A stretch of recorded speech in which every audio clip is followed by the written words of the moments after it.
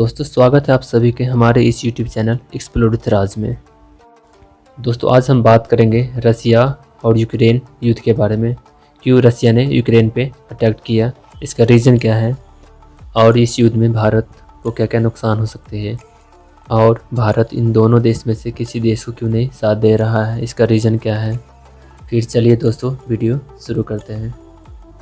दोस्तों आज युद्ध का 5वां दिन है और रशियन मिलिट्री लगातार यूक्रेन पे बम गोले दागी जा रहा है।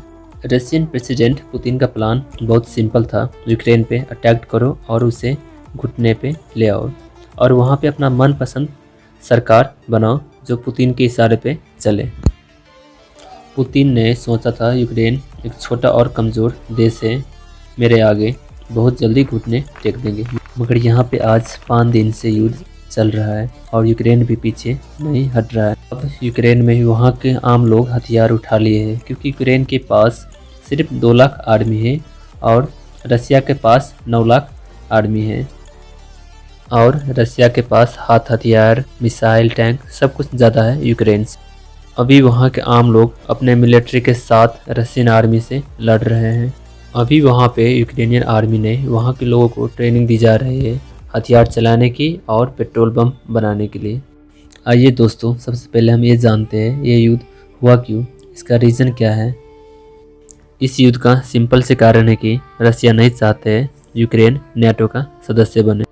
दोस्तों आपको बता दूं नेटो एक ऑर्गेनाइजेशन है, इसमें 30 कंट्री पार्टिसिपेट किए हैं जिसमें से 28 यूरोपियन कंट्री है और 2 अमेरिकन कंट्री। दोस्तों नेटो का फुल फॉर्म होता है north Atlantic territory organisation.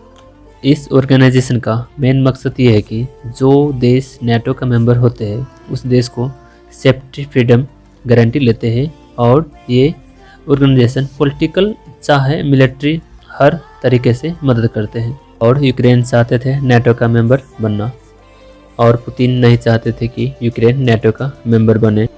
Ukraine NATO का मेंबर इसलिए बनना चाहता था कि रसिया उस पर अटैक ना कर दे, क्योंकि रसिया ने पहले ही यूक्रेन के कुछ हिस्सों पे मिलिट्री भेज दिया था और उस हिस्से को अलग देश बनाना चाहता है रसिया, इसलिए यूक्रेन नेटो का मेंबर बनना चाहता है। और कहते हैं ना दोस्तों जिसका डर था आज वही हो गया। रसिया ने यूक्रेन पे अटैक कर दिया है मगर अभी तक यूक्रेन ने भी हार नहीं माना है, सब मिलके लड़ रहे हैं, रशियन मिलिट्री से मुकाबला कर रहे हैं। अभी तक हुए युद्ध में 130 से ज़्यादा लोग अपनी जान गंवा चुके हैं। आज यूक्रेन के साथ कोई देश नहीं दे रहा है, सिर्फ जर्मनी ने मेडिकल किट और अपना कुछ हथियार यूक्रेन भेजा है। और इस युद्ध में भारत का कंट्रीब्यूट न्यूट्रल है, ना रसिया की तरफ ना यूक्रेन की तरफ, क्योंकि भारत का दोनों देश के साथ बहुत अच्छा रिलेशन है। भारत हर साल $1 बिलियन की सनफ्लावर ऑयल यूक्रेन से इंपोर्ट करते हैं और यूक्रेन को मेडिकल इक्विपमेंट और मेडिकल एक्सपोर्ट करते हैं। वैसे ही रसिया से भारत 80% से ज़्यादा हाथ हथियार इंपोर्ट करते हैं और रसिया को मेडिकल इंस्ट्रूमेंट और स्टील एक्सपोर्ट करते हैं। यदि भारत किसी देश के साथ दिया तो दूसरे के साथ इसका रिलेशन ख़राब हो जाएंगे, इसलिए भारत इस युद्ध में अपना पोजीशन न्यूट्रल रखा है। भारत सरकार बताया है कि जो भारतीय यूक्रेन में अभी फंसे हैं वो अपने गाड़ी पे भारतीय झंडा लगाए और कहीं पे जाते हैं तो अपने पास भारतीय झंडा रखें, उससे रशियन मिलिट्री कुछ नहीं करेंगे। भारत सरकार वहाँ फंसे हुए सभी भारतीयों को वापस लाएंगे। अभी तक कुछ को ले आए हैं और कुछ को और लाना बाकी है।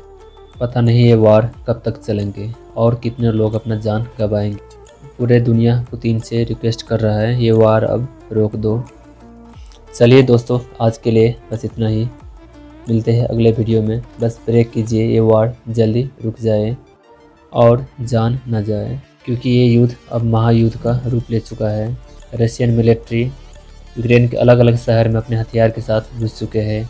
ये युद्ध पुतिन के अलावा कोई नहीं चाहता है, क्योंकि रसिया के लोग खुद रशियन गवर्नमेंट के खिलाफ नारे लगा रहे हैं, पुतिन से रिक्वेस्ट कर रहा है ये वार रोक दो। दोस्तों यदि आपको ये वीडियो अच्छा लगा तो हमारे इस YouTube चैनल एक्सप्लोर विद राज को लाइक और सब्सक्राइब कर देना।